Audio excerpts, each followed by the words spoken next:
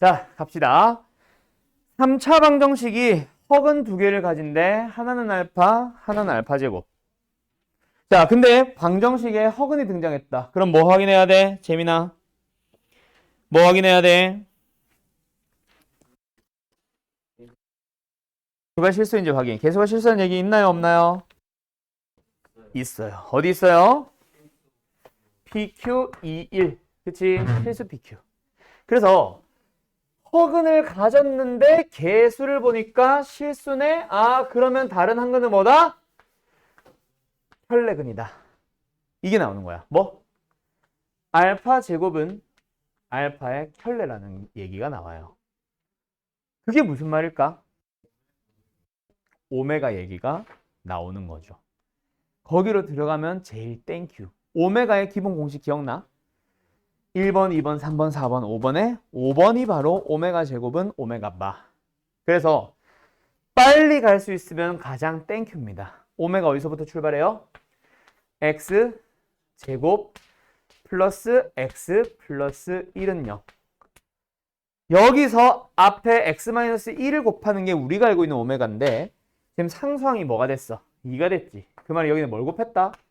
x 플러스 2를 곱한 거야. 그럼 전개하면 PQ 나오죠. 이렇게 마무리 짓는 게 사실은 가장 땡큐. 근데 그게 안 될 때도 있을 거야. 그러면 너희들이 뭐 해주세요? 이 녀석을 가지고 출발하는 겁니다. 알파가 뭘까? 일단 a 플러스 bi로 더 볼까? 알파의 제곱을 구해볼까? a제곱에 마이너스 b제곱에 플러스 2abi. 근데 그게 뭐랑 같다? 알파 바 a 마이너스 bi. 허수분끼리 비교하니까 a는 마이너스 2분의 1이네요. a가 마이너스 2분의 1이니까 실수분끼리 비교하면 b가 뭐 나올까요? 아씨, 뭐 나오냐? 4분의 1 마이너스 b제곱이 마이너스 2분의 1. 얘가 뭐면 돼? 4분의 2면 되지. 2분의 1이면 되지. b는 뭐 나와? 2분의 루트 2. 맞죠? 플러스든 마이너스든 그게 중요하진 않습니다. 어차피 혈내 관계 있거든. 그래서 결국 알파는 뭐고? 다른 한근은 뭐다? 2분의 마이너스 1 플러스 루트 2i 2분의 마이너스 1 플러스 근데 맞게 계산했냐 내가 지금? 이게 4분의 2가 되는 게 4분의 3이다 그치? 2분의 루트 3 그래서 얘가 루트 3 얘도 루트 3 이 두 개를 가지고 근과 계수의 관계를 써서 너네가 이걸 찾는 게 사실은 기본이긴 해. 근데 아까 말했듯이 여기서 바로 딱 보자마자 어머 이거 오메가네. 오메가 친구가 아니라 오메가. 그래서 x제곱 플러스 x 플러스 1은 0 하면 요만큼의 과정이 다 생략되는 거예요. 외우고 있으면 이런 게 좋은 거지 오메가는. 근데 외울 필요는 없다 그랬어. 지금 당장 요 문제 안 외우더라도 조만간 외워질 겁니다. 알았죠? 원래 풀은 그래서 이 흰색 풀입니다. 진시 알겠죠? 예. 오늘 어디로 갈게요? 1차 부등식으로 갈 건데요. 자.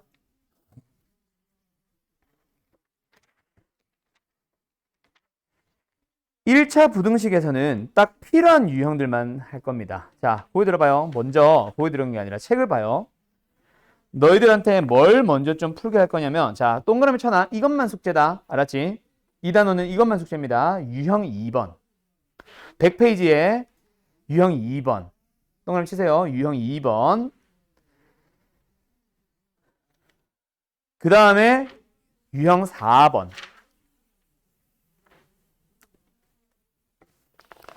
그 다음에 유형 5번. 그 다음에 유형 7번. 유형 8번. 자, 동그라미 잘 치세요. 유형 7번, 8번. 그 다음에 유형 9번. 그 다음에 유형 11, 12까지. 여기까지만 얘네들만 숙제로 낼 겁니다. 알았죠? 다른 것들은 빼고 오늘 2차 부등식으로 빨리 넘어갈 거예요. 알았죠? 자, 연립 1차 부등식이라고 나와 있는데 원래는 이 부분이 1차 부등식이라는 단원이고 1차 부등식은 사실은 교과서에 진짜 잠깐 나오고 넘어가요. 그래서 학교 시험에 딱 나오는 유형 진짜 딱 3개밖에 없습니다. 나는 물론 몇 개를 더 동그라미 치라고 했지만 실제 학교 시험에 나오는 유형은 딱 3가지 중 하나, 2가지 중 하나야. 크게 보면. 하나는 절대값이고 하나는 활용, 과부족이라고 하는 그 유형 12번인데 그런 건데 그 외 나머지 것들은 2차 부등식에서 좀 필요하기 때문에 연습하기 위해서 몇 개 더 동그라미 치라고 한 거고 그리고 절대값 유형은 지금 여기 책에서는 유형 3개로 쪼개놨어요. 그러니까 실제로 학교 시험에 나오는 유형은 몇 개냐라고 하면 이 RPM 기준에는 딱 4개의 유형입니다. 절대값 3가지 유형이랑 과부족 하나. 알았죠? 오늘 내가 수업 중에 설명하고 싶은 거는 사실 어디냐면 절대값으로 바로 갈 거예요. 알았음? 자, 교재는 몇 페이지를 보시면 되냐면 735번 쪽 그쪽 보시면 됩니다. 알았죠? 나머지 것들은 너희들이 아슬아슬 해오거나 나중에 그냥 뭐 단순 연습 정도 생각하면 되는데 자, 유형 몇 번이야 이게? 7번은 유형 7번은 딱히 설명이 필요한 건 아니고 시험에 자주 나오는 1차 부등식죠. 시험에 딱 2가지 나온다 그랬지. 크게 보면 누구랑 누구? 절대값 기호를 포함한 1차 부등식. 나는 그냥 절대값이라고 하면 써놓을게. 근데 그 절대값 기호를 포함하는 녀석이 총 3가지 유형이 있어요. 요 3개가 학교 시험에 자주 나오는데 자, 첫 번째. 지금처럼 뭐다? 절대값이 들어가 있고 반대편에 뭐만 들어가 있는? K만 들어가 있는. 작다든 크다든 중요한 건 아니고요. 그거 하나. 두 번째. 절대값이 들어가 있고 반대편에 X에 관한 식이 들어가 있는 경우. 이게 유형 8번입니다. 그 다음에 세 번째로는 절대값 기호가 2개가 들어가 있어요. 그리고 뭐 작다 크다를 하면서 K보다 작다. 보통 여기는 10보다는 K를 줍니다. 요 3가지 유형이 학교 시험에 자주 나오고 유형 7번, 8번, 9번이에요. 유형 9번 중에서도 절대값이 이렇게 들어가 있지 않고 다르게 들어가 있거나 옆에 X가 들어가 있는 녀석은 생각보다 자주 나온 녀석은 아닙니다. 풀 줄은 알아야겠지만. 알았지? 요 3녀석에 대해서 설명을 해보려고 하는 건데 첫 번째 얘는 진짜 너무 쉬워. 너네가 중학교 때 배운 절대값의 정의, 의미를 생각하면 굉장히 쉽습니다. 재민아? 중학교 때 절대값 뭐라고 배웠어? 절대값의 정의가 뭐야? 아닌데 중학교 때 그렇게 안 하는데 중학교 때 절대값의 의미 뭐라고 배워? 절대값 속에 들어가 있는 녀석의 x가 원점으로부터 떨어진 거리라고 보통 배웁니다. 물론 네 말도 맞아. 안 나온 건 아닌데 원점으로부터 떨어진 거리라고 합니다. 그러면 한번 생각해봐. 절대값이 3보다 작다는 게 무슨 의미야? 원점으로부터 떨어진 거리가 3보다 가까워요. 원점이 여기 있어. 거리가 3만큼 떨어진 거는 누구랑 누구야? 근데 그거보다 뭐가 돼? 작다? 가깝대. 누가? x가. 그래서 x의 범위는 뭐가 나온다? 마이너스 3과 3의 사이 범위야. 이건 모르는 사람 없을 거거든. 그럼 만약에 이게 절대값이 x에 쓰였을 때 뭐 하자? 작다는 방금처럼 풀면 되고 크다는요. 바깥쪽으로 가면 되겠죠. 그 녀석이 그대로 들어옵니다. 어떻게? 절대값 속에 뭘 넣어? x에 대한 식을 안 보이지? 절대값 속에 뭘 넣어? x에 대한 식을 넣어요. 그게 만약에 5보다 작다라고 해도 너희들은 그냥 절대값 속에 들어가 있는 누가? x-1이라는 녀석이 뭐보다 멀고 뭐보다 가깝다? 멀고 가깝다가 아니라 뭐보다 크고 뭐보다 작다? 마이너스 5보다는 크고 5보다 작다라고 해주면 돼. 만약에 5보다 크다라고 한다면 x-1이라는 놈은 수직선에 늘어났을 때 마이너스 5보다 더 왼쪽에 있거나 5보다 더 오른쪽에 있으면 됩니다. 라고 푸시면 되는 거지. 알았죠? 보통은 이거를 x에 있는 거를 왼쪽으로 많이 쓰는데 나는 일부러 처음에는 이렇게 많이 써줄 거야. 수직선에 늘어놓은 것처럼 보면은 너희들이 좀 간편하거든. 알았죠? 그게 유형 7번이에요. 더 설명할 필요 있겠어 없겠어? 없겠죠. 자, 그러면 아까 내가 분명히 이거 시험에 자주 나온다고 했는데 졸라 쉬워. 이게 시험에 자주 나오겠냐? 그냥 아닌 것 같지. 그러면 절대값 중에서 첫 번째 유형인 얘는 보통 어떻게 많이 나오냐면 앞으로 나오는 연립 부등식, 연립 2차 부등식에서 하나의 식은 2차 부등식을 줄 건데 다른 하나의 식을 얘로 주는 경우로 많이 나올 겁니다. 알았죠? 그냥 연립 부등식의 하나의 재료로 많이 나오지 얘처럼 단독 출제 잘 안 해요. 왜? 중딩도 풀 줄 알거든. 알았음? 첫 번째 유형 끝. 그러면 두 번째 유형은 뭘까? 얘예요. 절대값이 들어가 있고 속에 식이 들어가 있고 근데 반대편에 뭐다? 문자가 아니라 문자가 나온다. 상수가 아니라 식이 들어가는 경우. 자, 이 두 번째 유형은 방법이 없습니다. 얘는 고등학교 때 배운 방식 써줘야 돼요. 고등학교 때 뭐라고 배웠는데 보통? 절대값은 부호를 양수는 양수로 음수는 양수로. 즉 양수는 그대로 음수는 반대로 바꿔서 꺼내세요. 그거를 많이 쓰게 되죠. 원점으로 떨어진 거리보다는. 그래서 그 녀석을 쓰면 되는데 절대값 속에 x가 들어가 있어. 부호를 알아요, 몰라요? 우리는 모른다, 그죠? 그래서 뭐 한다?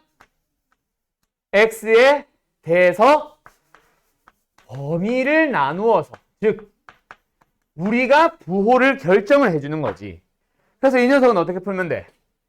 절대값을 풀어주는 방법은 양수면은 그대로 풀면 되고 음수면은 마이너스를 붙이면 되는데 현재 모르니까 절대값 속에 들어간 x-1이 뭐일 때랑 뭐일 때로 나누는 거야? 양수일 때랑 음수일 때로 나누는 거죠. 즉 x의 범위가 1보다 크거나 같을 때랑 x의 범위가 1보다 작을 때로 나누는 거죠. 맞나요? 오케이. 그렇게 해서 주어진 부등식을 다시 써보자. x-1이 양수니까 절대가 어떻게 풀면 돼? 그냥 풀어주시면 됩니다. 반대편은 그냥 가고요. 근데 이번에는 절대가 속에 있는 x-1이 음수가 됐네. 절대가 어떻게 풀면 되는데? 마이너스를 붙여줘요. 반대편은 그대로. 그래서 이 녀석을 풀어주게 되면 넘어가면 2x를 먼저 쓸게요. 0보다 크거나 같다. 즉 x는 0보다 크거나 같다가 나오지. 두 번째. 얘 넘어가고 얘 넘어가면 우변으로 넘어가서 4x. 반대편에는 플러스 2. 그래서 내가 지금 미리 2로 나누는 겁니다. 그럼 x의 범위 어떻게 되지요? 2보다 크거나 같다. 2분의 1보다 크거나 같다. 자, 그때 이거를 해로 바로 쓰시면 안 된다. 범위 나누면서 뭐 해놨어? x의 범위를 내가 미리 정해놨거든.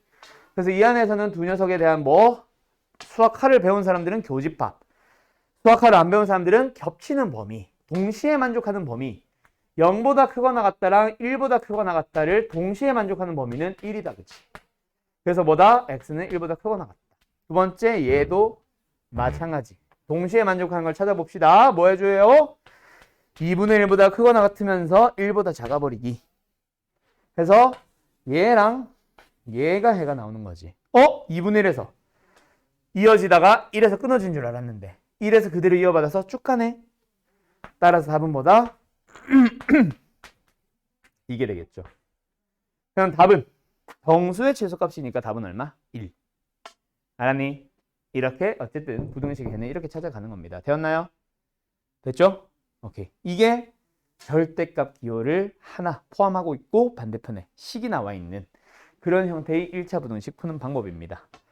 됐죠? 오케이. 그게 두 번째. 근데 얘도 사실 많이 안 나와. 나오긴 나와. 얘는 단독 출제도 하기도 하는데 나오면 거저 먹으면 되고 보통 얘도 조금 난이도는 높긴 귀찮다고 해야 되나? 조금 귀찮아지긴 하지만 얘도 보통 연립부등식의 한 재료로 많이 나옵니다. 단독 출제보다는. 단독 출제하는 절대값은 바로 세 번째 요 녀석이에요. 얘는 너네가 직접 풀어볼래? 자, 간다. 다음 장. 몇 번을 풀어보냐면 자, 104쪽 봐봐. 거기에 자주 나오는 게 몇 번이겠어? 7, 4, 4 잘 안 나옵니다. 7, 4, 5 자주 나오는 건 아니에요. 물론 7, 4, 5는 좀 쉽게 풀 수 있고 7, 4, 4가 좀 난이도가 높을 거야. 귀찮을 거야. 난이도가 높다기보다. 알았죠? 그래서 얘도 많이 나오진 않고 보통은 7, 4, 2, 7, 4, 3의 형태로 많이 나옵니다. 알았죠? 몇 번을 풀어보냐면 700 근데 RPM 거 마음에 안 드는데 일단 743번 하나만 풀어봐. 좀 이따 내가 설명할 때는 문제를 조금 바꿔서 설명해 줄게. 하나 더. 743번 풀어보세요. 어떻게 해야 되는지 알겠나요? 자, 갑니다. 첫 번째. 여기서 설명할 게 조금 있다, 그치? 루트 속에 제곱이 있으면 그냥 사라지고 끝 아닙니다. 맞죠? 왜? 제곱 때문에 3-x는 음수였어도 돼. 그래도 마이너스 2의 제곱 루트 씌우면 루트 4. 양수 2 나오잖아. 그치? 실수 2 나오잖아. 그래서 절대값 속에 있는 3-x가 음수가 나올 수도 있습니다. 그래서 그냥 이렇게 풀면 돼, 안 돼? 안 돼. 왜? 루트 자체가 양수로 끄집어내라고 했거든. 그래서 루트 안에 제곱이 들어가 있으면 어떻게 해줘요? 절대값으로 써줍니다. 그게 일단 첫 번째 설명할 녀석. 근데 이게 다가 아니에요. 하나가 더 있어요. 뭘 하나 더 설명하고 싶냐면 절대값 속에 앞으로 3-x라고 들어가 있는 것보다 x-3으로 들어가 있는 게 너희들이 좀 더 보기 편할 겁니다. 왜? 두 번째 풀이 방식 때문에 그래. 그래서 너희들이 절대값 속에는 2가 들어가 있나 마이너스 2가 들어가 있나 똑같지. 그래서 요거를 부호를 바꿔줘요. 내 마음대로. 그래도 됩니다. 알았죠? 그거 설명하고 싶은 게 두 번째. 그러고 나서 이제 솔루션 1, 솔루션 2로 바뀌었는데 너희들은 아마 솔루션 1으로 풀었을 거야. 전부 다. 솔루션 1 뭐예요? 아까 했던 거. 첫 번째 뭐하기? 범위 나누기. 그래서 솔루션 1 첫 번째 풀이 뭐죠? 얘가 양수 음수. 마이너스 기준으로 왼쪽 오른쪽. 얘가 양수 음수. 3을 기준으로 왼쪽 오른쪽. 그러니까 이렇게 범위 쪼개란 얘기야. 알았죠? 그래서 첫 번째 뭐다? 그러면 뭐예요? 둘 다 절대값 속에 있는 놈이 뭐 나왔어? 음수 나왔다. 그치? 그래서 요 녀석도 마이너스를 붙여줘요. 요 녀석도 마이너스를 붙여줘요. 그럼 나머지는 그대로 써줘요. 마이너스 3x가 됐네요. 우변 넘어갑시다. 3x. 크다. 얘가 넘어가야 돼요. 뭐예요? 여기가 1인데 마이너스 9 넘어왔으니까 마이너스 8. x는 뭐가 됩니다? 마이너스 3분의 8보다 큽니다. 근데 요 범위랑 같이 생각을 해줘야 되기 때문에 x는 뭐다? 마이너스 3분의 8보다 크다가 끝이 아니라 마이너스 1보다 작아요가 나와요. 이게 첫 번째 해. 두 번째. 이렇게 쪼갰지. 맞지? 그리고 마이너스 1보다 크다, 3보다 작다. 등호는 보통 크다 쪽에 붙입니다. 별 의미는 없어요. 여기도 붙이든 여기다 붙이든 둘 중에 한 군데만 붙여주세요. 어쨌든 이 범위가 됐다. 그럼 뭐야? 얘는 이제 양수가 됐네. 근데 얘는 아직 음수야. 그래서 마이너스 x 플러스 3 마이너스 붙여주고 뒤에는 그대로. 그러면 삭삭 x 샥샥샥 마이너스 4. 그냥 4. 그래서 이 범위는 뭐다? 이거랑 겹치는 범위. 근데 뭐예요? 얘랑 겹치는 범위 해봐야 이거다. 그치? 두 번째 범위 나왔어요. 그 다음 세 번째 범위는 뭐예요? 자, 어떻게 됩니다? 둘 다 양수. 그래서 얘도 그대로, 얘도 그대로. x 3x 3 뺐다. 여기에 마이너스 1 넘어가면 10.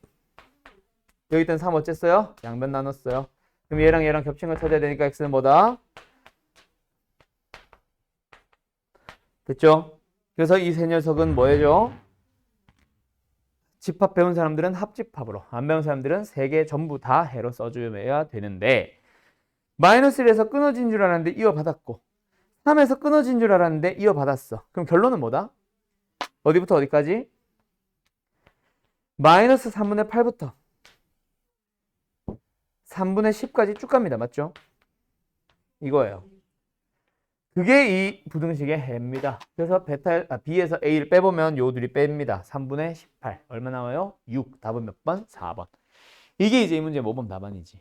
알았지? 근데 솔루션 2라고 써놓기만 하고 아직은 풀이 못합니다. 솔루션 2 하나가 더 있어요. 얘는 나중에 꼭 기억해두세요. 참고로 학원가들은 얘를 기본풀이로 배웁니다. 쓸 줄 알아야 돼요.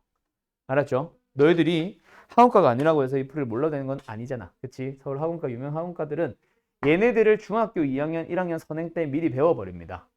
알고 계시면 도움 많이 되니까 오늘은 할 시간 있나 없나 모르겠고 그거 나오면은 그때 다시 합시다. 뭘 이용하는 거냐면 갑자기 그래프를 이용한다라고 해요.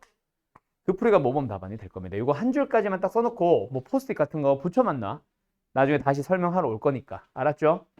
솔루션 2 그래프 이용. 알았죠? 실제 풀이는 한 3줄이면 끝나요. 됐다 쉬워요. 알았음?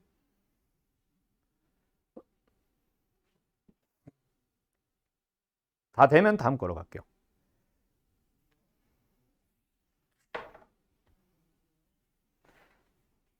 됐지? 가자. 자, 그러면 이제 절대값은 잠깐 접고 어디로 넘어가냐면 두 번째 이용을 합니다. 두 번째는요.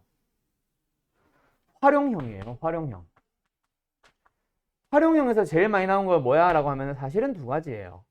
나는 너희들한테 동그라미 치는 거 하나만 해놨는데 사실은 하나가 더 있어. 뭐냐면 너네가 됐다 싫어하는 농도 문제가 있어요.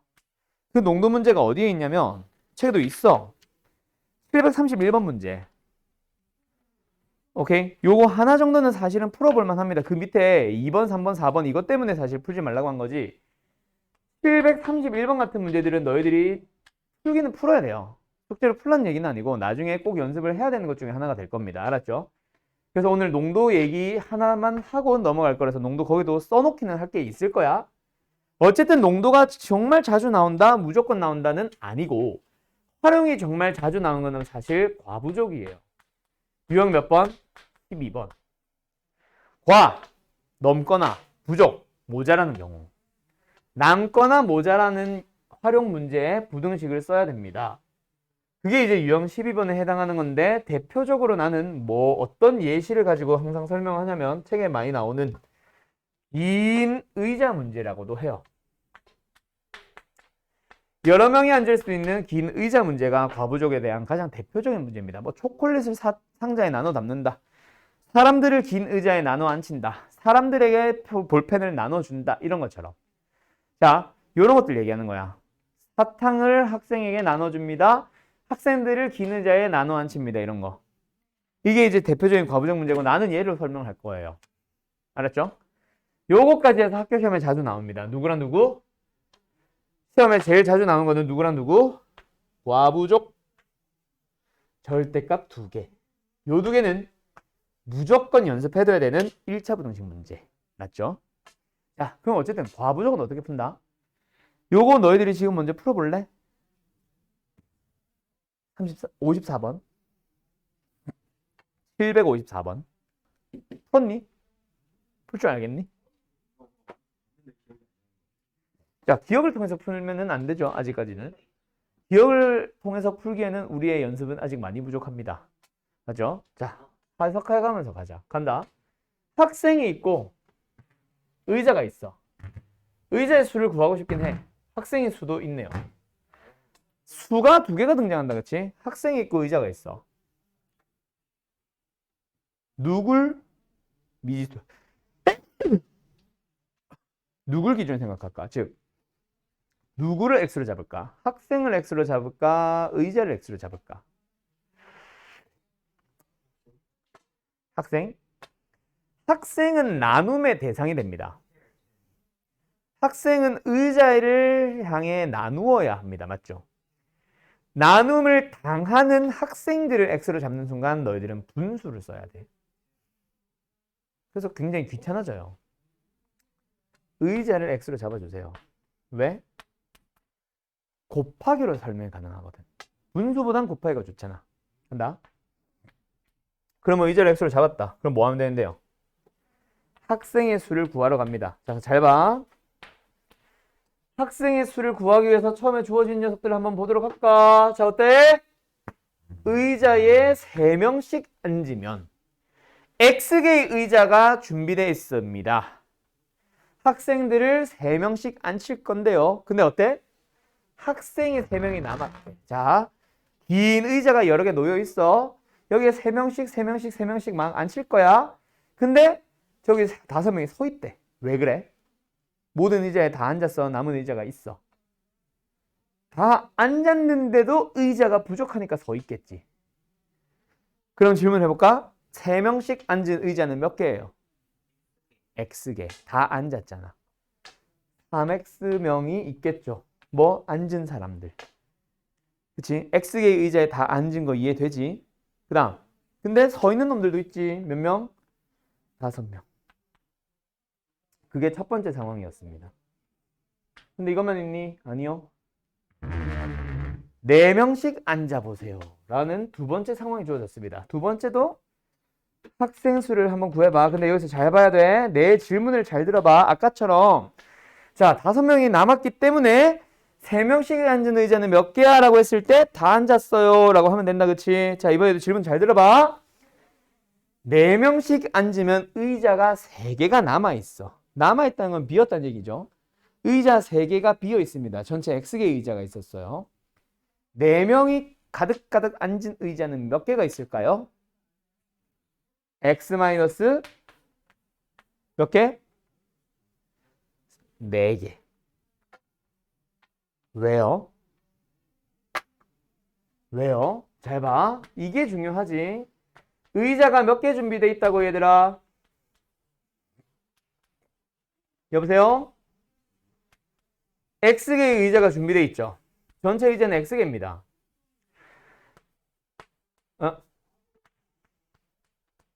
앞에서부터 채워 앉을 거예요. 몇 명씩? 4명, 4명.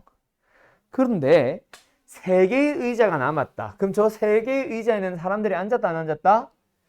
안 앉았다는 얘기야. 그런데 앞에서부터 채워앉다가 여기에도 4명이 딱 채워앉는다는 보장이 있어, 없어? 한 명만 앉아도 남은 의자는 아니야. 물론 4명이 다 앉아도 돼. 그러면 내 질문이 뭐였어? 4명이 무조건 가득 앉은 의자는 몇 개니? 라고 했잖아. 남은 의자 3개만 빼는 게 아니라 몇 명 앉았는지 모르는 의자까지 빼서 X-4개의 의자가 되는 거예요. 그럼 학생 수는 4명씩 채워 앉은 곳에 앉은 놈들 4X-4명, 그 다음에 1명 앉거나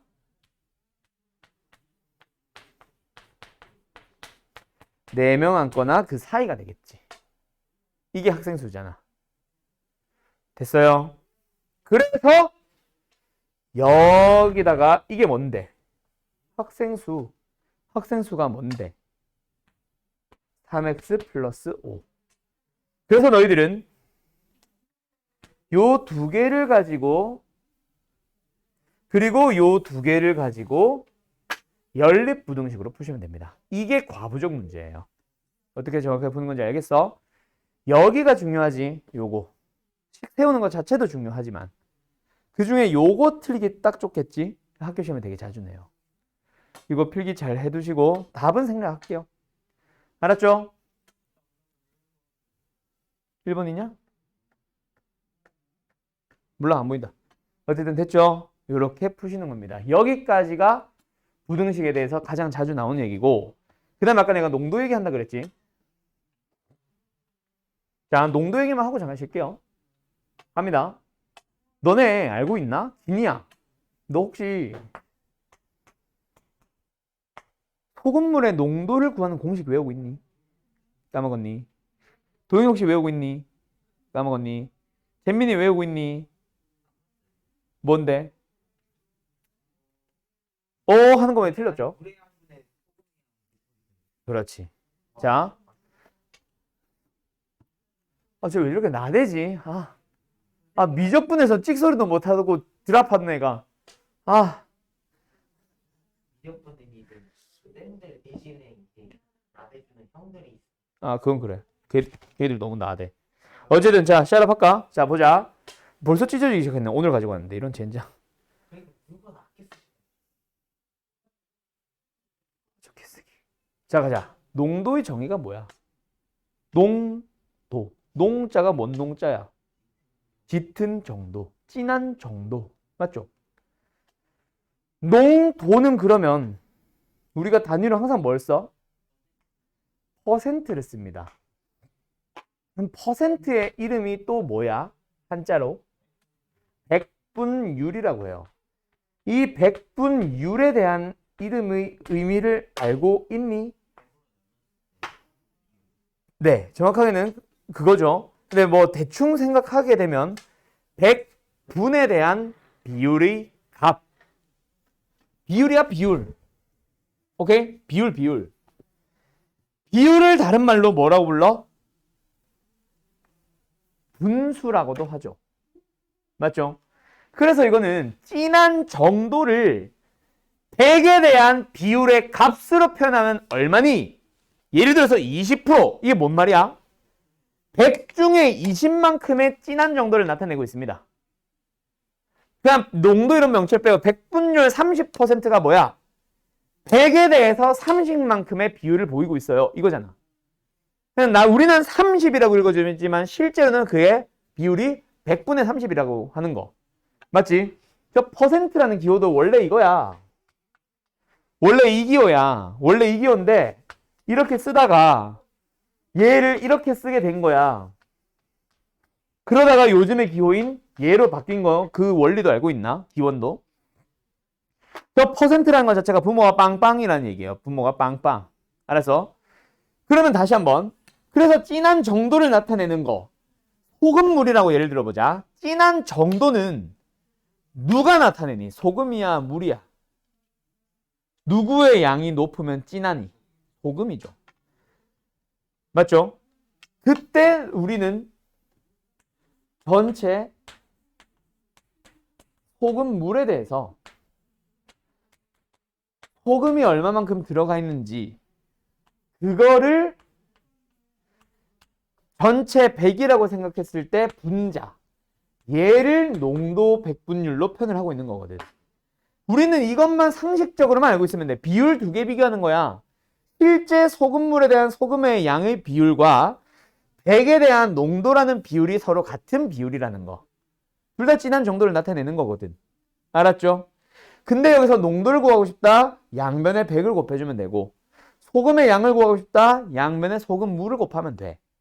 그래서 소금의 양이나 농도 공식은 외우려고 노력한다기보다는 상식적으로 들어가시면 외울 필요도 없어요.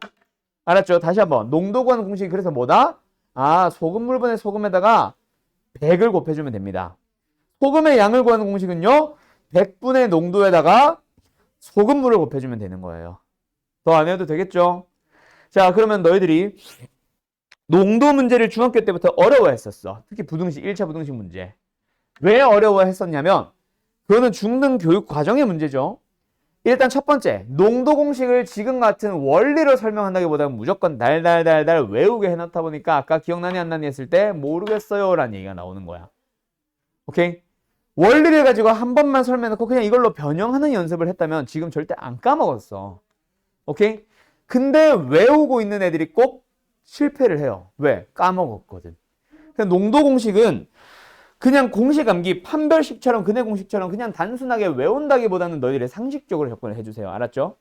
그다음 두 번째, 이번에는 학교 선생님들이 푸시는 방식, 교과서가 푸는 방식의 문제야. 예를 들어서 여기는 책도 마찬가지야. 몇 번? 731번 문제 봐봐라. 뭐라고 하고 있니? 마지막에 물어보는 게 20% 이상 25% 이하의 소금물을 만들 때 소금의 양을 구하시오지. 맞지? 그때 너희들은 보통 어떻게 하니? 중학교 때 물어보면 구하는 거는 고등학교는 이렇게 하면 안 되지만 첫 시작은 중학교 때 어떻게 했니? 소금의 양을 구하라고 하니까 구하고자 하는 소금의 양을 X로 잡는다. 이게 중학교 때 미수 잡는 방식이지. 요즘은 아니죠. 물어보는 거는 이거지만 우리가 잡기 편한 걸 X로 잡잖아. 맞죠? 맞죠? 어쨌든 소금의 양을 X로 했다 치자. 그러면 원래는 우리 활용형 문제 어떻게 하겠니? 삼각형 POB의 넓이가 35가 되도록 이라고 하면 삼각형 POB를 구해서 는 35 가잖아. 사각형 ABCD의 넓이가 12 이상 20 이하라고 하면 사각형 넓이를 구해서 12 이상 20 이하라고 쓰면 되잖아. 그럼 이 문제는 뭐라고 나와있어? 농도가 20 이상 25 이하라고 돼 있으면 농도를 구해서 20 이상 25 이하 하면 되지. 맞지? 이렇게 풀어. 근데 이 문제의 모범 답안은 그게 아니거든요. 그래서 너희들이 어려워했어. 왜? 이 문제 모범 답안 뭐로 푸는 줄 알아? 농도가 20 이상, 농도가 25 이하라고 하는데 소금의 양으로 비교하고 있어요. 그래서 어려워. 너희의 경험이, 너희의 기억 속에 있는 농도 문제가 그래서 어려워. 그렇게 하지 마세요. 그냥 농도를 구하세요.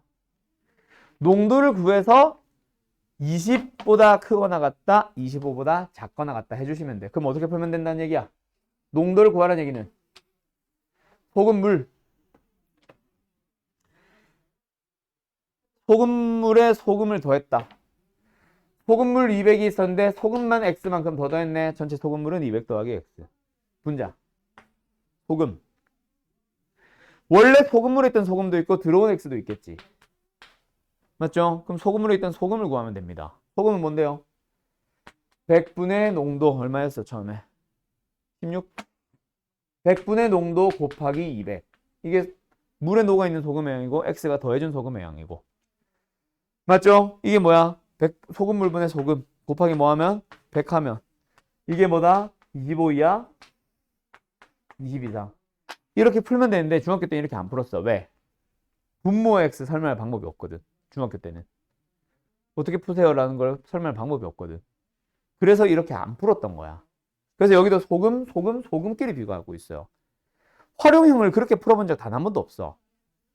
마지막에 뭐 예를 들어서 뭐가 A가 3 이상 10 이하라고 하면 A를 구해서 3 이하, 3 이상 10 이하로 풀었지. 근데 이거는 소금으로 비교했거든. 그래서 너희들이 어렵다 생각하고 있는 거야. 오케이? 이제는 그렇게 하지 말고 원래 다른 활용형 푸는 것처럼 풀자. 농도가 20 이상 25 이하라고 하니까 농도를 구해서 20 이상 25 이하라는 식을 그냥 세워주면 돼. 알았지? 알았죠? 여기까지만 설명하고 잠깐 쉴게요. 쉬었다 합시다. 재민이, 이거 어떻게 풀어?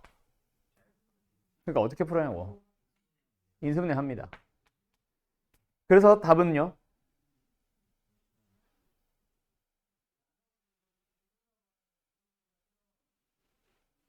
뭐해? 자, 질문을 바꿔볼까? 왜 이거야? 저거 인수분해하면 x 빼기 3부터 6 더하기 1인데 0보다 작다는 건 하나 플러스가 하나가 마이너스니까. 얘를 인수분해를 하면은 x 플러스 1과 x 마이너스 3이 됩니다. 그래서 재민이 말한 대로 하나는 음수, 하나는 양수. 부호가 반대니까. 근데 작은 놈이 얘니까 얘가 음수고 큰 놈이 얘니까 얘가 양수면 되겠지. 그래서 x는 마이너스 1보다 크거나 같고 얘는 여기서 3보다 작다가 나오는 거야. 그것도 맞는데 부등식을 원래 이렇게 설명 안 합니다. 알았죠? 이거는 이해시키기 위한 또 다른 방법 중 하나인 거지 원래 이렇게 설명 안 해요. 그러면 도대체 2차 부등식은 뭐냐? 자, 오랜만에 또 다시 한번 쓰네. 함수와 방정식과, 그렇지, 함수가 그려져야 돼. 부등식의 관계에서 우리 함수 방정식은 했잖아. 진인 이건 들었지, 그치? 이거 안 들었었나 나랑? 여러 지 방정식 안 했었나? 그치, 거기 했던 거. 자, 간다.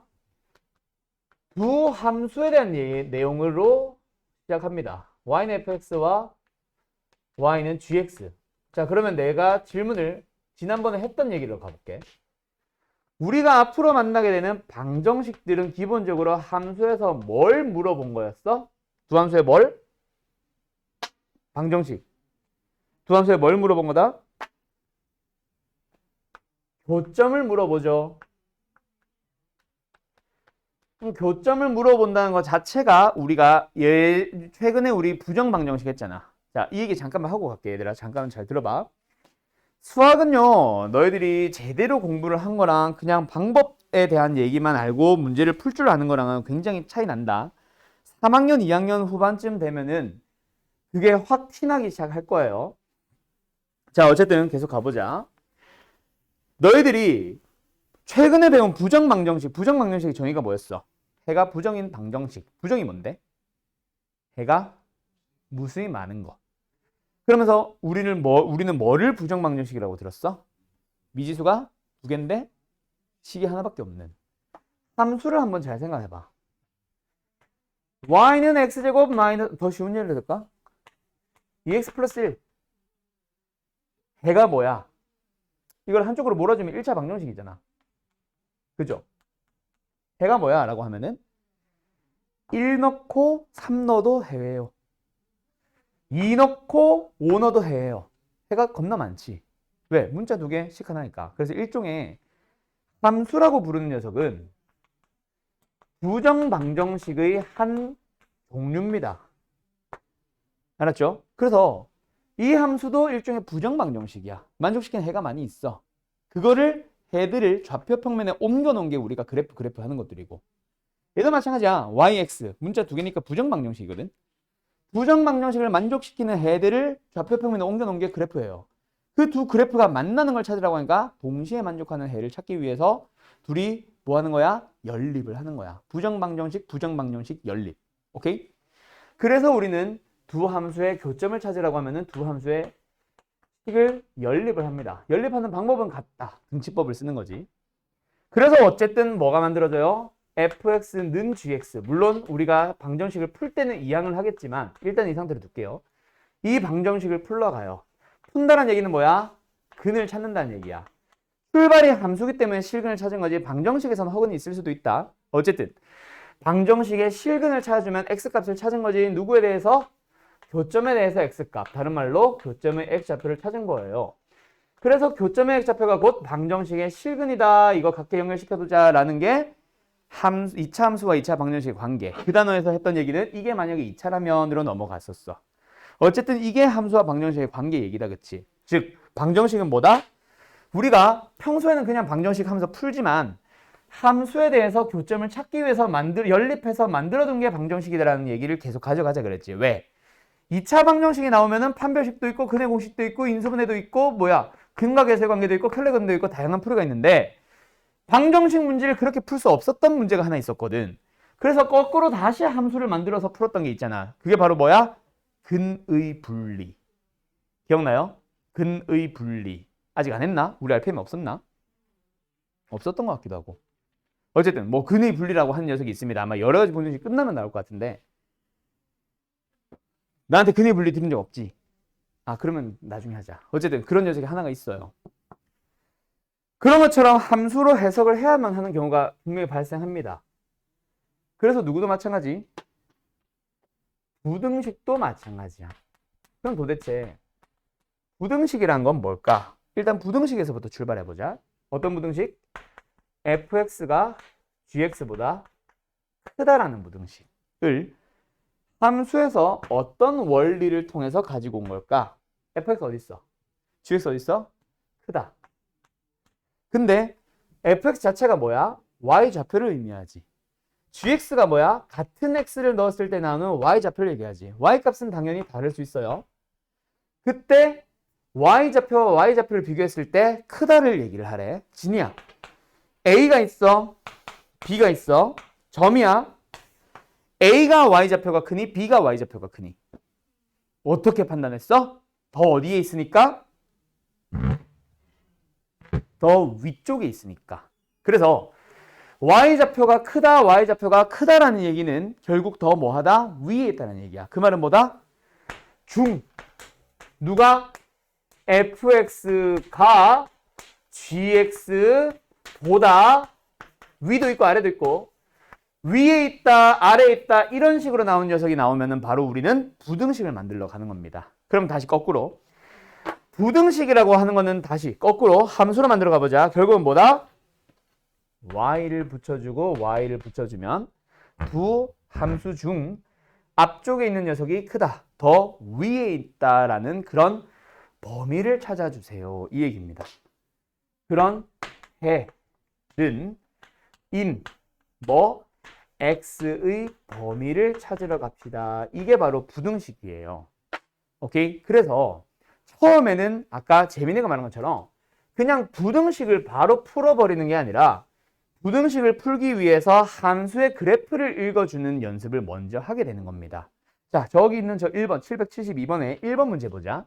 다음 부등식의 해를 구하라는데 fx의 식을 먼저 주는 게 아니라 그냥 부등식만 띡 주고 나서 끝난다고. 그때 너희들은 어떻게 읽어준다? y 붙여주고 y 붙여주면 fx라는 함수가 y는 0이 뭐야? x축이죠. x축보다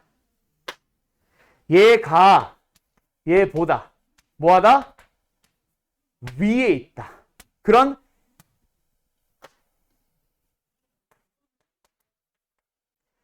해를 찾아주세요라는 얘기는 x의 범위를 찾아주세요라는 얘기야. 그래서 그래프를 볼 때 x축이라는 함수보다 fx라는 함수를 봤을 때 더 위에 있는 범위를 찾아주세요가 되는 거지. 그런 누구의 범위? x들의 범위. 이게 이 부등식의 해가 되는 거예요. 이해됐죠? 그래서 부등식을 바라볼 때 너희들은 뭐 해주세요? 함수 비교해서 위아래에 있는 x의 범위를 찾아가세요. 이게 부등식의 가장 기본입니다. 그러면 아까 재민이가 말한 거 누구도 아까 인수분해를 하는 건 맞지? 아까 이거였나? 어쨌든 이거를 했다 치자. 얘가 0보다 작다의 해가 뭐니? 라고 내가 물어봤지. 전개된 상태에서. 그럼 너희들은 인수분해를 하긴 했는데 그게 왜 인수분해가 돼? 얘가 함수고 얘가 함수일 때 이 2차 함수가 x축보다 내려가는 범위를 찾아주세요를 너는 외우고 있는 거야. 이해됐죠? 그래서 뭐다? 저 2차 함수의 그래프를 그려봐. x축과 만나는 점이 어디야? 마이너스 1과 3이죠. 그래서 2차 함수가 더 내려가는 곳을 찾는 거니까 이쪽에 있도록 하는 x의 범위가 바로 이렇게 되는 거지. 를 이제 외우러 갈 겁니다. 우리도 곧. 알았죠? 근데 그 원리가 뭐다? 함수화 했을 때. 나는 이제 함수로 해석한다라고 하는데 함수로 만들어서 읽어졌을 때 더 아래쪽에 있는 x축보다 아래쪽에 있는 범위를 찾은 겁니다. 이게 바로 원리예요. 이해됐음? 여기까지. 자, 내용이 좀 많이 길어졌는데 결국 단순한 거야. 뭐야? 부등식은 좌변으로 만든 함수와 우변으로 만든 함수의 위아래의 위치 관계를 보고 x의 범위 찾은 겁니다. 아셨죠? 오케이? 그러면 이거 가지고 먼저 한 문제만 딱 풀고 바로 다음 내용 넘어가자. 몇 번으로 가냐면 806번 풀어보세요.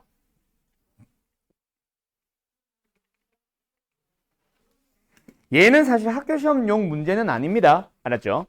부등식을 바라볼 때 뭘 이용해야 되니까 원리가 그래프, 함수를 이용해야 되니까 이 함수가 힌트지.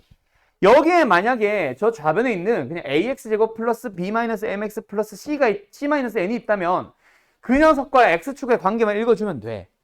근데 지금은 함수가 이게 나와 있고 얘가 나와 있잖아. 그럼 이 부등식을 이 상태로 푸는 게 아니라 뭐 해요? 적당하게 이항을 합니다. A 남겨주고 B 남겨주고 C 남겨주고 나머지는 넘겨. 그러고 나서 이제 양변에 뭐뭐 붙여주는 거야? y를 붙여주고 y를 붙여주는 게 함수로 만드는 겁니다. 그래서 여기서 사실 끝났는데 나는 이제 설명을 하려고 하다 보니 항상 붙이는 게 왼쪽에 있는 함수가 오른쪽에 있는 함수보다 방정식은 어떻게 읽었어? 이 함수와 이 함수의 교점 어쩌고저쩌고 읽었는데 부등식은 앞에 있는 함수의 주어 이 함수가 이 함수보다라고 하면서 크니까 어디? 위에 있거나 같으니까 뭐야? 방정식. 만나는 거. 맞죠? 저 함수가 이 함수보다, 2차 함수가 직선보다 위에 있거나 아래에 있도록 하는 의해 x의 범위 구하라고 하면 되는 거야. 그럼 이제 요 그림을 보니까 어때? 2차 함수가 직선보다 어디에 있는? 위에 있도록 하는 그런 x의 범위를 구해주세요니까 답은 뭐야? 마이너스 2보다 크거나 같고 2보다 작거나 같고 만나는 것도 포함이니까 등호 붙이면 돼요. 알았죠? 이렇게 읽어주세요라는 게 이번 단원이 처음에 일단 원하는 겁니다. 그래서 앞으로 만나는 2차 부등식, 1차 부등식은 모두 다 뭐로? 그래프로 해석을 할 수 있어요. 이 얘기가 되는 거야. 알았죠? 오케이? 그러면 방금 잼민이한테 냈던 그 문제로 다시 넘어갈 겁니다. 이런 걸로 갈 거예요. 근데 이거는 인수분해 안 되는 거라서 좀 별로 안 좋아요. 그래서 지금 하고 싶은 거는 이런 겁니다. 자, 근데 이 녀석을 어떻게 하면 돼? 그럼 이 상태로 2차 함수랑 직선을 비교하면 되네요. 그것도 맞기는 하지. 틀린 거는 아닌데 방금 806번의 대목이 뭐야? 부등식을 함수로 풀 때 부등식 상태에서 그냥 무조건 yy 붙이는 건 아니지. 그렇게 해도 되지만 더 간단하게 할 수 있다면, 예를 들어서 806번은 그래프를 이용하기 위해서, 지금은 그래프를 우리가 직접 그려봐야 되니까 그래프를 그리기 쉬운 두 함수로 갑니다.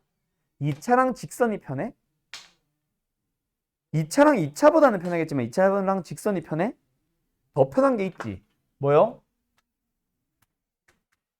적당하게 먼저 이항을 할게요. 그러면 우변은 무조건 뭐? 0. 뭐? x축으로 갈 수 있으니까. 그게 더 쉽지.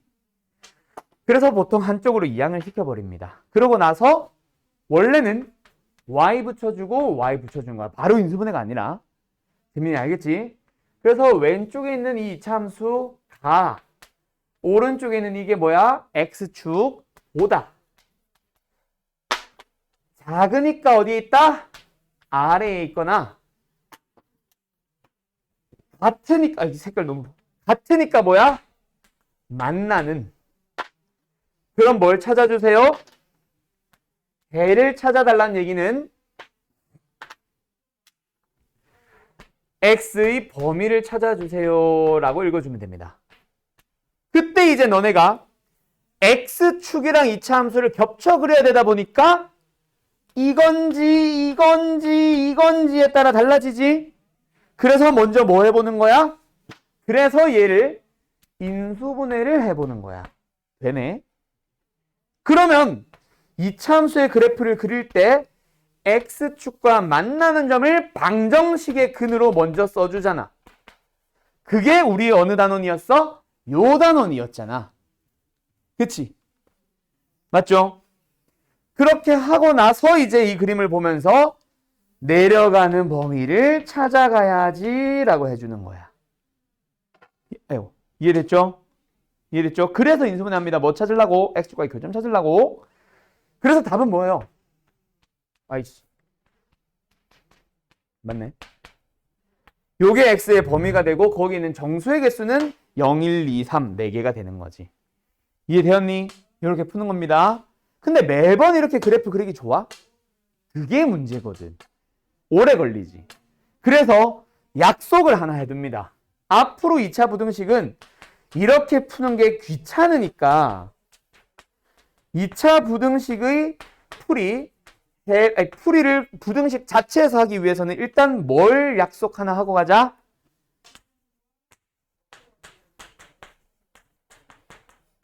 작든 크든 상관없어요. 등호가 붙든 말든 상관없이 뭐 하나는 약속을 하고 가자? A를 양수로 만들기로 약속을 합시다. 왜? 항상 그래프 이렇게 그리도록. 그게 아니면은 그래프를 다 그려야 되니까 귀찮잖아. 그래서 최고치의 개수를 양수로 만들어둬요. 그러고 나서 만약에 얘네들이 뭐가 된다면, 인수분해가 된다면,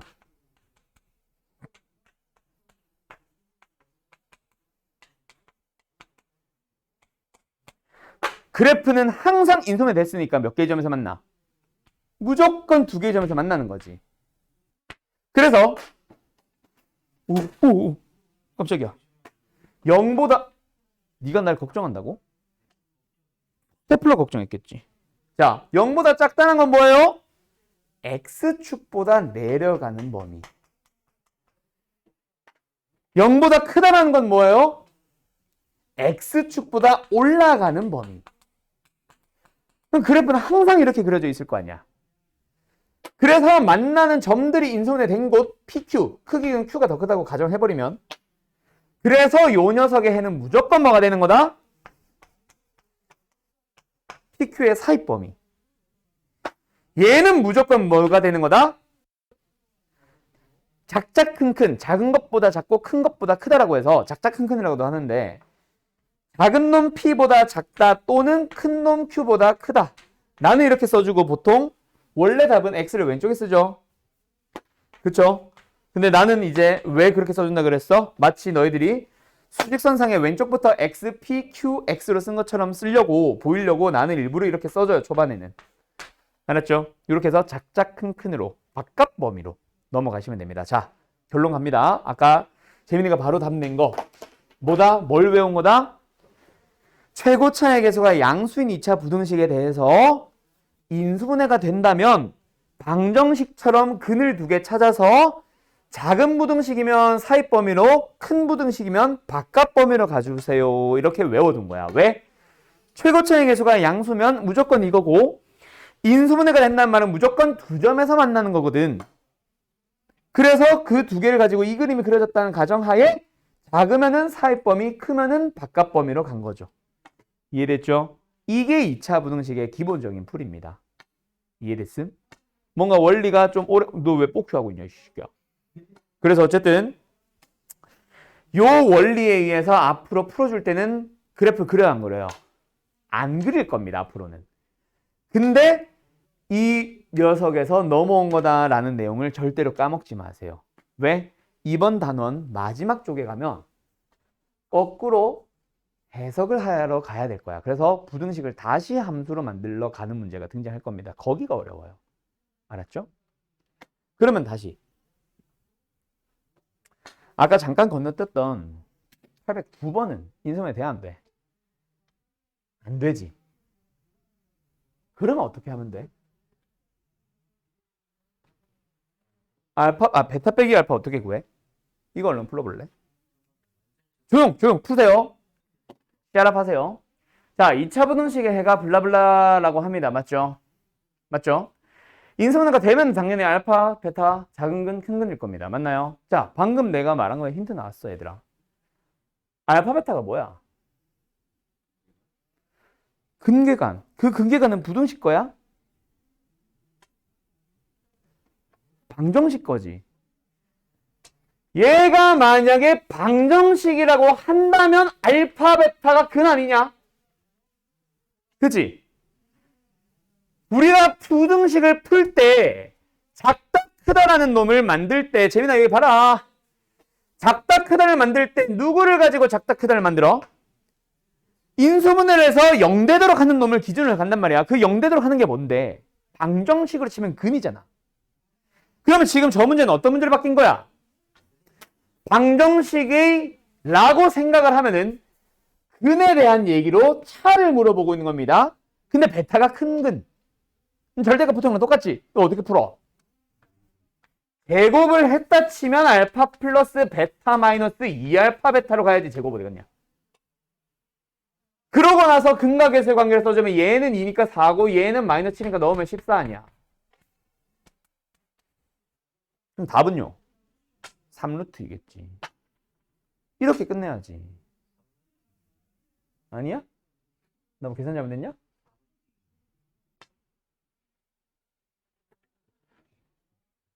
뭐 계산 잘못했나 보네?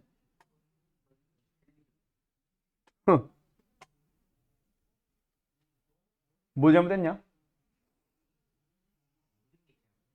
아, 너 좀 조용히 하고 좀 미친놈아! 적당히 해야지. 4다 이거 그지? 이거다 그죠? 그래서 뭐예요? 32이네. 그래서 답은 뭐예요? 4루트 2가 나온다 맞죠? 됐죠? 요렇게 가야지. 알았음? 오케이? 그래서 뭐 완전 제곱식 요딴 풀이 쓰지 마세요. 누가 아직도 중학교식 풀이를 쓰고 있어. 오케이? 재미나 알겠냐? 고등 수학이다. 중등 수학에서 나오던 습관들 버려 이제. 알았어? 요렇게 가주는 겁니다. 그래서 내가 이 녀석을 이렇게 자꾸 설명하는 이유. 부등식을 풀 때 왜 자꾸 부등식으로만 맴돌아? 왜 함수에서 멈춰? 함수와 방정식과 부등식은 자유롭게 왔다 갔다 해주셔야 돼요. 부등식이지만 근각계관 쓸 수 있잖아. 부등식이지만 판별식 쓸 수 있습니다. 너네가 의미만 잘 해석을 하면. 함수에서 방정식을 가지고 그 판별식을 하던가 함수에서 근계간을 어떻게 써왔는지 함수 내용에서 근의 공식이나 인수분해 어떻게 써왔는지를 잘 기억을 하면 부등식과 함수의 관계할 때 자동으로 바로 다이렉트로 넘어오는 거야. 왜 아까 인수분해해서 그래프 그렸는데? 왜 지금 우리가 근과 계수 관계 쓸 건데? 왜 곧 우리 판별식을 사용을 할 건데를 알고 계시면 돼요. 알았죠? 오케이? 그 이번 단원의 목적은 그겁니다. 부등식을 잘 풀고 끝? 아니, 부등식 문제 몇 개 안 나와, 시험에. 2차 부등식 단원이 진짜 메인? 아니요. 이걸 가지고 다른 다양한 내용들을 하러 가는 게 이번 단원이야. 알았음? 그래서 자꾸 재민이 얘기를 하는데, 재민이 아까 얘기했던 처음에 나왔던 그 인수분했을 때 왜 0보다 작다의 해는 사이범위야? 에 대한 질문이 음수 하나는 음수 하나는 양수요. 그거는 부등식 단원을 그냥 2차 부등식 단원 안에서만 끝을 내려고 하는 좀 빨리 이해할 수 있는 풀이인 것 뿐이고, 그걸 그렇게 설명하시면 안 됩니다. 알았죠? 반드시 다음 단원 고1, 고2, 고3, 고2, 고2, 고3으로 넘어가면서 어떻게 변질될지를 너희들이 예상을 하고 있다면 그런 대답이나 하면 안 돼요. 함수에 대한 내용으로 반드시 읽어주셔야 됩니다. 알았죠? 알았음? 자, 계속 넘어가 볼게요. 절대값 유형 3번은 패스할 거고요. 그럼 이번에 유형 4번으로 가보도록 할 거야. 이제 바로 보이냐, 유형 4번? 어떻게 해야 되는지. ax제곱 플러스 bx 플러스 10이 0보다 크다라는 녀석의 해가 마이너스 5보다 작습니다. 또는 마이너스 1보다 큽니다. 그때 ab를 구해주세요. 이거 무슨 문제로 보여, 얘들아? 봐봐. 어떻게 풀면 돼? 는영이었다고 치면 해가 뭐다? 마이너스 5 또는 마이너스 1이다. 그때 ab를 구하세요. 이거 무슨 문제야? 누가 봐도 근과 계수 관계 문제다, 그치? 그렇게 풀어줘야 돼. 알았음? 또 중학교 때처럼 막 이런 거 하시면 안 돼요. 쓸데없이 식만 들고 있으면 환장하죠. 알았죠? 이거 아니야. 알았지? 화난 건 아니고. 그렇게 A와 B를 찾으러 가시면 됩니다. 그래서 이 녀석을 유형 4번을 얘는 이름을 지금 해가 주어진 2차 부등식이라고 해놨는데 그게 아니라 이 녀석은 뭐다? 2차 부등식의 작성이라고 보통 얘기를 해요. 알았죠? 결국 뭐다? 근과 계수 관계 이용하기. 알았니? 알았니? 자, 그러면 좀 신기한 거 있지 않아? 817번. 2차 부등식이야. 야, 근데 해가 어때? 뭐야, 마이너스 3 중근 누구야? 이게 방정식이, 이씨, 어디 갔어? 방정식이냐? 중근이 어딨어? 자, 다시. shut up. 부등식의 해가 마이너스 3 하나가 나왔다. 이게 도대체 뭔 말을 하는 걸까, 얘들아? 그럼 네 말이 맞긴 맞는데. 아이, 정말. 왜 자꾸 부등식에서 멈추는데? 함수로 생각을 해봐. 뭐야? 그렇지. 왜? 2차 함수가 x축보다 내려가거나 만나는 걸 찾아야 되는데 해가 하나라는 얘기는 내려갔다 안 내려갔다? 안 내려갔다는 얘기잖아. 내려가는 부분이 있으면 그건 범위겠지. 내려가지 못하고 전부 다 어디에 걸쳐 있는 거야? 위에 올라가 있고 유일하게 딱 하나만 걸쳐져 있는 거지. 그래서 접한다라고 해석이 되는 거예요. 알았죠? 알았죠? 아, 자꾸 그거 하지 말고 미친놈아. 너 지금 되게 이상하게 풀고 있는 거 많아. 내가 아까 처음에 뭐라 그랬어? 이 부등식 시작할 때. 네가 잘 들어야 된다고 했지. 얘네들은 처음 나랑 하는 거라서 괜찮아. 내가 잘한다가 아니라 중등 때 하는 2차 부등식 2단원 선행이 꼭 아까 네가 말한 그 풀이를 설명하셔요. 왜? 중학생들이 제일 이해 잘하거든. 그걸 제일 잘하거든. 그러니까 다음 단원 고2 때 뭐가 나올지에 대한 얘기 없이 그냥 풀게만 만드는 거야. 그렇게 가르치는 게. 알았냐? 그래서 너가 지금 생각을 뜯어 고쳐야 돼. 이번 단원에서. 알았니? 조심해야 돼.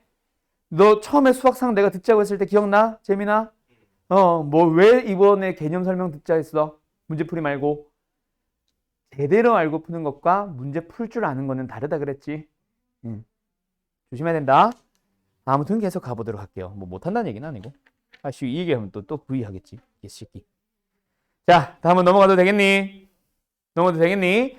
자, 그러면 이번에는 약간 이번 단어에서만 나오는 약간 지엽적인 얘기를 하나 하고 갈게요. 몇 번? 820번입니다. 이거는 지금 단어에서 설명하는 건 아니야. 그냥 부등식이라서 나온 것뿐. 지금 내가 설명하는 것과는 약간 느낌이 다른 문제입니다.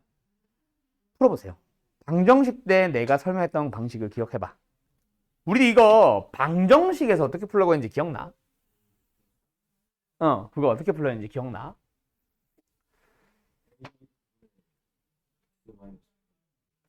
응? 다시.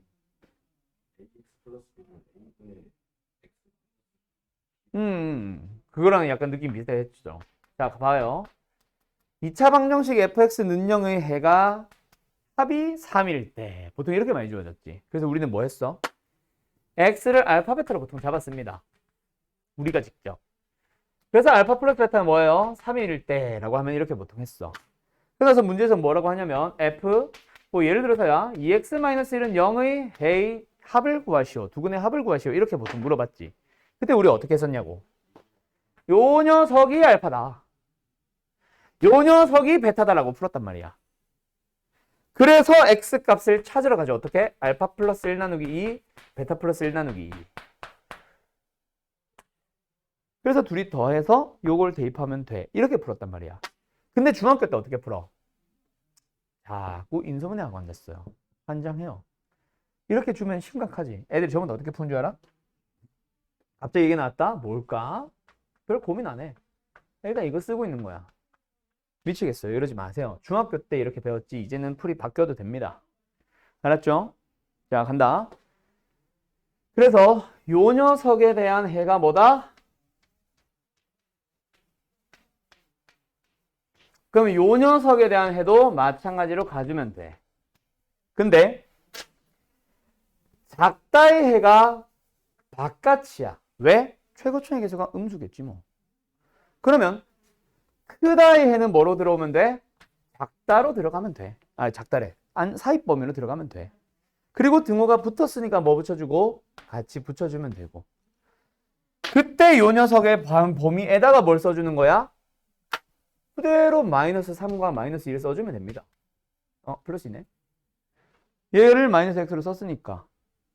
그러면 이제 마지막에 답만 뭐 해주면 돼? 마이너스 붙여주는 답이에요. 자, 이건 너무 쉽나? 마이너스 x라서 잘 구분이 안 가면 일부러 내가 밑에 하나를 더 풀어볼게. 자, 몇 번? 821번 하나만 더 풀어볼까? 내가 풀어볼까? 자, 간다. 얘도 마찬가지로 가볼까? 이것도 부등호만 바뀌었으면 참 좋은데. 어쨌든 가볼게요. 얘 어떻게 하면 된다고? 요 녀석에 대한 해가 뭐다? 마이너스 1과 2 사이다. 그럼 요 녀석에 대한 해도 마이너스 1과 2를 기준으로 생각하면 되는 거야. 그때 부등호 방향이 어떠니까? 작다의 해가 사입범위였으니까 작다의 해면 사입범위로 가면 돼. 그리고 등호가 붙었으니까 붙으면 되고. 근데 그 안에 들어가는 게 뭐다? 2x 플러스 1 그냥 써주시면 되는 거예요. 알았죠? 오케이? 이렇게 풀어야지 식 완성하고 있으면 환장해요. 알았죠? 그보다 이게 훨씬 빠릅니다. x의 범위를 가자. 마이너스 1, 2 나노, 1 빼, 2 나노, 끝. 대현이 답은 마이너스 2분의 1. 이렇게 나오는 거지. 알았죠? 오케이? 방정식에서랑 풀이 똑같이 간 겁니다. 알았죠? 자, 그 다음에 이제 제일 중요한 게 유형 6번, 7번, 8번, 9번, 10번, 11번 얘네들이 전부 다야. 자, 그 녀석은 다음에 할 건데 자, 여기서 우리 어디까지 해놓고 올 거냐면 자, 보세요. 명칭 하나만 정해놓고 가자. 이거는 나랑 하는 약속이지 고등수학의 약속은 아니야. 원래 일반적이라고 해야 되나? 부등식의 해 어떤 식으로 생겼었어? 어때? 두 값을 가지고 사입 범위로 가거나 두 값을 가지고 바깥 범위로 가면 되지. 이게 우리가 풀 수 있는 일반적인 2차 부등식이죠. 맞죠? 그래서 이런 녀석을 나는 뭐라고 부를 거냐면 일반적인 해라고 부를 겁니다. 뭐에 대한? 2차 부등식에 대한. 얘는 내가 정한 명칭인데 그 다음에 나오는 명칭은 사실 고등수학에서 부르는 명칭이에요. 다음 시간에 할 녀석 어디까지만 기억을 해오면 되냐면 자, 다음 시간에 우리는 특수한 해를 갖는 2차 부등식이라고 부를 거야. 일반적이지 못한 해란 얘기다. 그치? 다시 한번 말하지만 일반적인 해는 어떤 식으로 나온다고? 두 값의 사입범위거나 두 값의 바깥범위인데 그러면 지금 내가 특수한 해라고 쓴 얘네들이 뭘까? 그렇지 않은 모든 것들. 근데 그 모든 것들을 해봐야 딱 4개밖에 없어요. 그 4개만 기억하고 있자. 알았지? 첫 번째 뭐다? 모든 실수. 해가 굉장히 특수합니다. 두 번째, 해가 없다. 이것도 특수한 해예요. 세 번째, 아까 나온 거.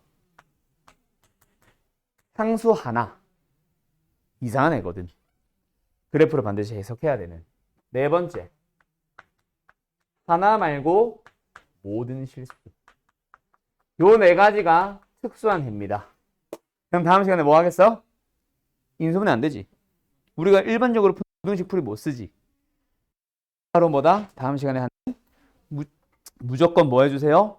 함수로 만들어서 풀어주세요에 대한 내용이고 여기가 이제 어려운 내용이에요. 실제로 문제를 푸는 난이도가 어렵다는 얘기가 아니야. 나중에 너네들이 여기서 헛소리를 한다는 게 문제인 거지. 알았죠? 알았죠? 네, 일단 여기까지 하고 다음 시간에 봐요.